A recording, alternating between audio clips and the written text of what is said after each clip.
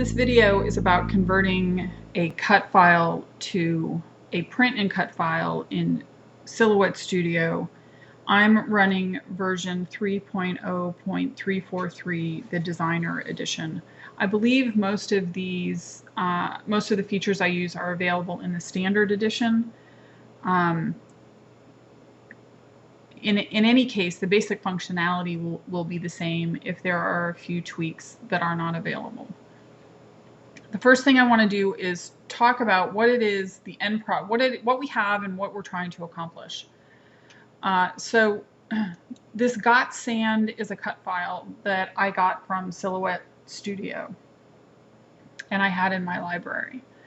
And what it's designed to do right now is simply cut that out. And I wanted it to be a print and cut. And so I'll show you the end product, and then we'll talk about how you get that.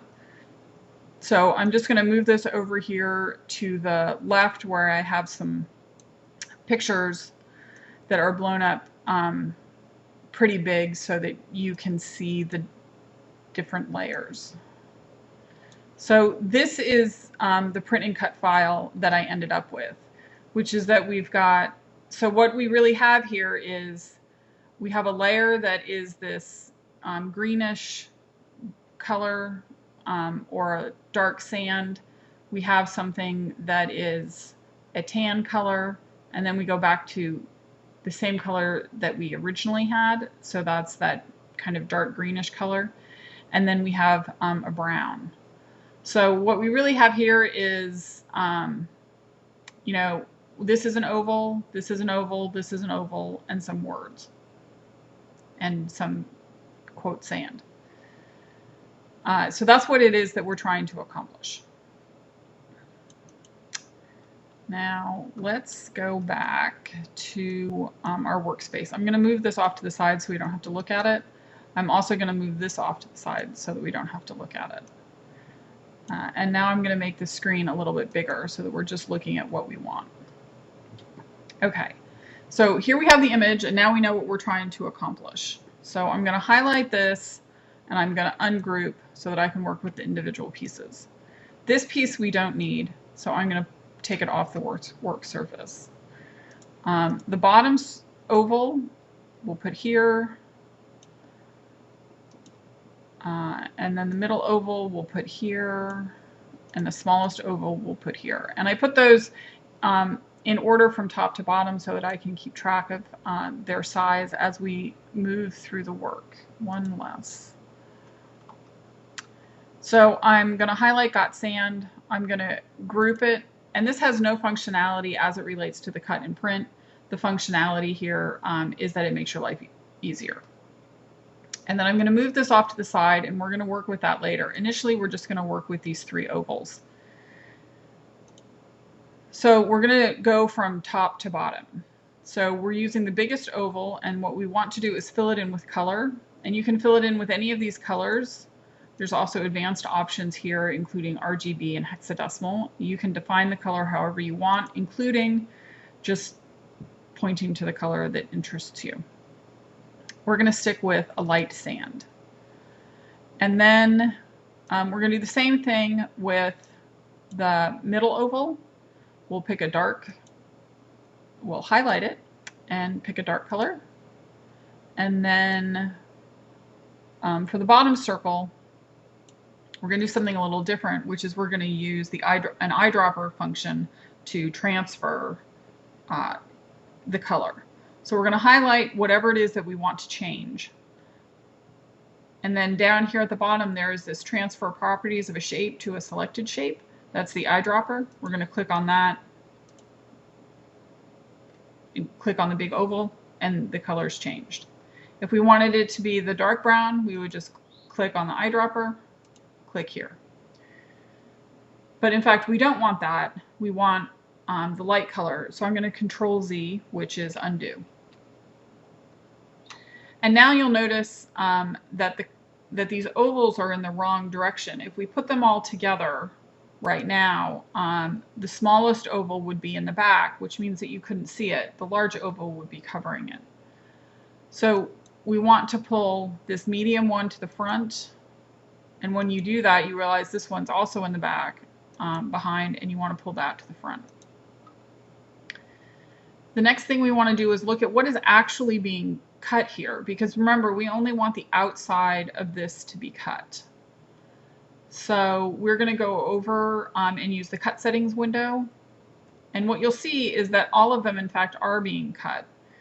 And again, we just want this one to be cut. So we're going to select the smallest. I'm going to use my shift key and select the medium. And we're going to say no cut. And then you'll notice what's changed is that this thick line is only around the bottom oval. The next thing we want to do is highlight all of these. And we want to center them. And if you use this button, it centers left to right and top to bottom. And then we're going to group them. And this is just so that they function as one, and this is to make our life easier as we are working within the file.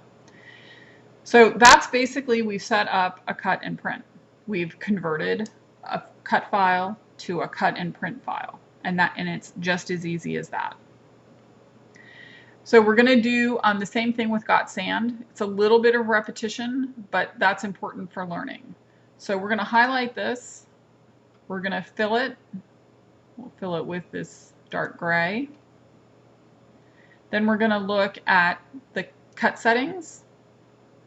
And we don't want any of this to be cut. We want it all to be printed with no cut around the edge. So no cut.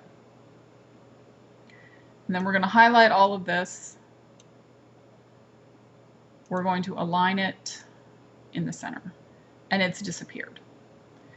And that, hopefully everybody knows, is because we did not tell it to come to the front. So I'm going to undo, click on GotSand, and bring to the front. Then we'll highlight everything,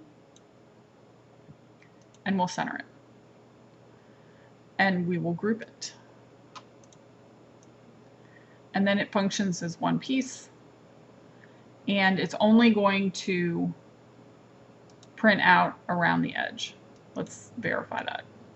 That's the only dark red line, which means it's only going to be cut around the edge.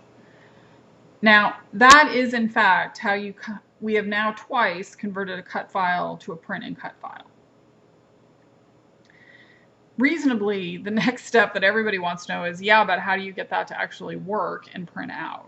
So what you do, the next step is, actually getting the computer to do the print and cut component.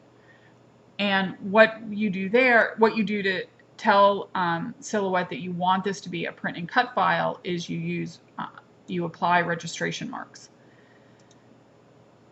Type 1 Cameo, and then you'll get these registration marks. And what you want to do is not put your image on any of this grayed out area, and you want to imagine that these registration marks have created a box, and you want to make sure that your image stays within that box.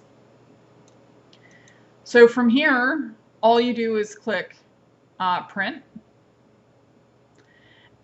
and then you put the paper that you want in your printer, and you click print, and then you put the results of that printing on the cut mat for Silhouette. You load that into Silhouette, and then you will tell it to cut. So this file will show you what you'll end up with.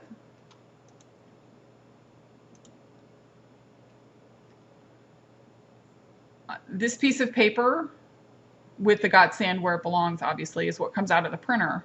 And then when you pull it out of Silhouette, your Silhouette will cut this around the edge. And that's how you do a print and cut. I hope this was valuable and has extended your use of your Silhouette Cameo, and I look forward to making more videos. Have a good day. Bye-bye.